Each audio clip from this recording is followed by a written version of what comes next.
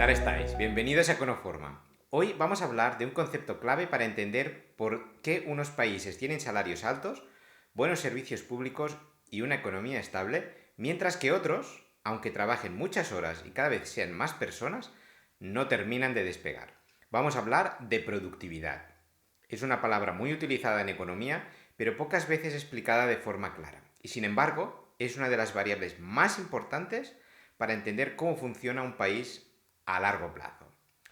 Ah, por cierto, si te interesan los temas relacionados con economía y todavía no lo has hecho, suscríbete, nos ayudas muchísimo a seguir adelante. Vamos allá. Lo primero, ¿qué es exactamente la productividad? Cuando hablamos de productividad, no hablamos ni de trabajar más horas, ni de esforzarse más, ni de que la gente sea más o menos trabajadora.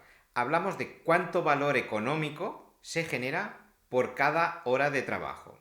Dicho de forma sencilla, la productividad mide cuánta riqueza produce una economía en relación con el tiempo que trabajan las personas que viven en esa economía. La fórmula básica es muy simple. Productividad es igual a la producción dividido por las horas trabajadas. Eso significa que dos personas pueden trabajar exactamente las mismas horas y aún así generar niveles de riqueza muy distintos. La diferencia no suele estar en el esfuerzo, sino en la formación, en la tecnología, en el tipo de empresa en la que trabajan y en el sector económico en el que están. Por eso, la productividad no consiste en trabajar más, sino en trabajar mejor y con más valor añadido. Aquí viene una idea clave. La productividad lo condiciona casi todo. Condiciona los salarios que se pueden pagar de forma sostenible. Si el valor añadido que generas es alto, se te va a poder pagar un salario elevado. Condiciona los ingresos del Estado y los servicios públicos. Cuantos más altos son los salarios, más sube la recaudación de impuestos y eso representa más dinero para sanidad y educación. Si los salarios son medios o altos, eso ayuda también a que, vía las cotizaciones sociales, se puedan pagar las pensiones de nuestros mayores. En cambio, si la mayoría de salarios son bajos, no llega el dinero para pagar esas pensiones y ahí tenemos problemas. Y de forma indirecta condiciona también el acceso a la vivienda, ya que un número mayor de personas que pueden pagar una entrada para un piso hace que los precios que son más elevados se puedan asumir por un determinado volumen de personas.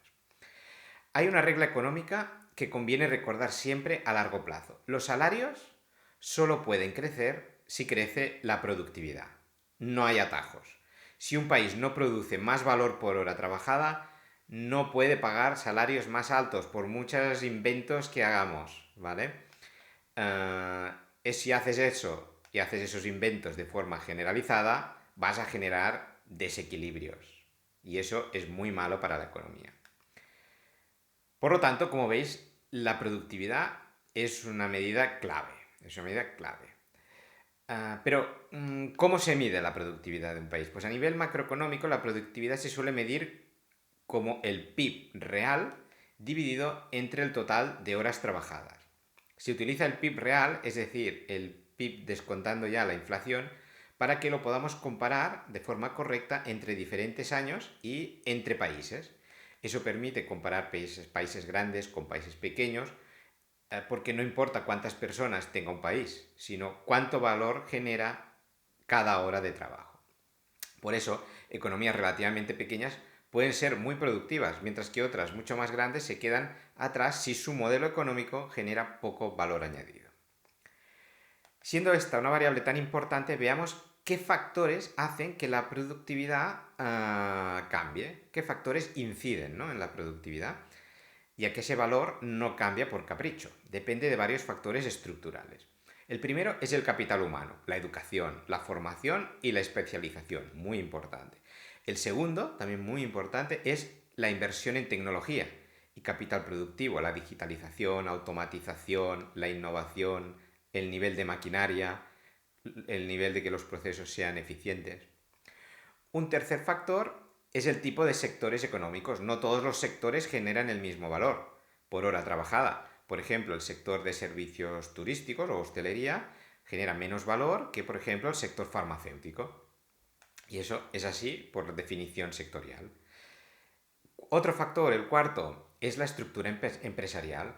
Países con muchas empresas pequeñitas y poco capitalizadas suelen invertir menos en innovación y en investigación y desarrollo. Y eso implica que esas empresas no generan grandes avances en el valor añadido.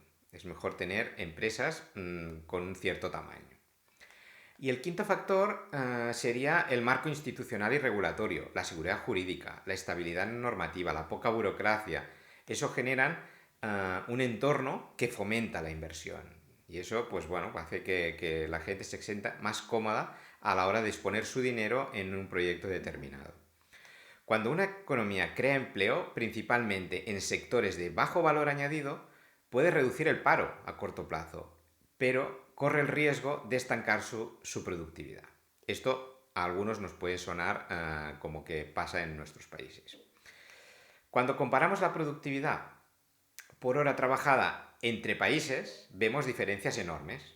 En la parte alta aparecen países como Estados Unidos, Alemania o Suiza, que generan mucho valor por cada hora de trabajo, gracias a una gran inversión en tecnología, a que tienen empresas grandes y en sectores de alto valor añadido. Ahí, por ejemplo, encontramos a Irlanda, que es como una excepción porque destaca por encima incluso de otros, porque hay una parte de esa productividad tan alta que se explica por la concentración de beneficios en ese país de las multinacionales. Es un poco artificial, digamos. En una zona intermedia encontramos países como España o Japón, economías desarrolladas, pero con problemas estructurales que limitan su productividad. Sí, sí, también Japón, que parece que es un gran país con un montón de tecnología, pero tiene empresas muy pequeñas, tiene un gran grado de ineficiencia, bueno, tiene personas que trabajan en puestos que no añaden nada de valor y eso les penaliza mucho, aunque tengan una muy buena tecnología en una parte de sus sectores económicos, ¿no? Más abajo aparecen la mayoría de países latinoamericanos, junto con China o India, donde el valor generado por hora trabajada es mucho menor. Estas diferencias explican por qué los salarios, el nivel de vida y la capacidad del Estado son tan distintos entre países. Ahí también es importante, que ahora lo veremos, no solo en qué posición estás, sino cómo va evolucionando, ¿no? Y aquí un poco ahora es lo que vamos a ver, que es muy interesante cómo ha evolucionado la productividad en los últimos 20 años. En este gráfico lo he reducido el número de países, he puesto solo Estados Unidos, Alemania, España y China. Si empezamos por Estados Unidos, vemos que su productividad crece de forma constante y sostenida durante todo el periodo. Eso refleja un modelo basado en tecnología, en innovación y en empresas capaces de escalar la economía, ¿no? De hacer muchos beneficios. Alemania también muestra una evolución muy positiva, más moderada que Estados Unidos, pero sólida, apoyada por su industria avanzada y por el alto valor añadido de sus exportaciones. Ahora, si nos fijamos, por ejemplo, en España, aquí la línea es mucho más plana, la productividad apenas ha mejorado en 20 años, con claros periodos de estancamiento, especialmente después de la crisis, ¿no? España ha crecido en población y también en empleo, pero no ha crecido para nada en productividad. Y por último, tenemos el caso de China, que China parte de niveles bajos, pero muestra un crecimiento muy rápido de su productividad, reflejando su transición desde un modelo de mano de obra barata hacia actividades de mucho mayor valor añadido.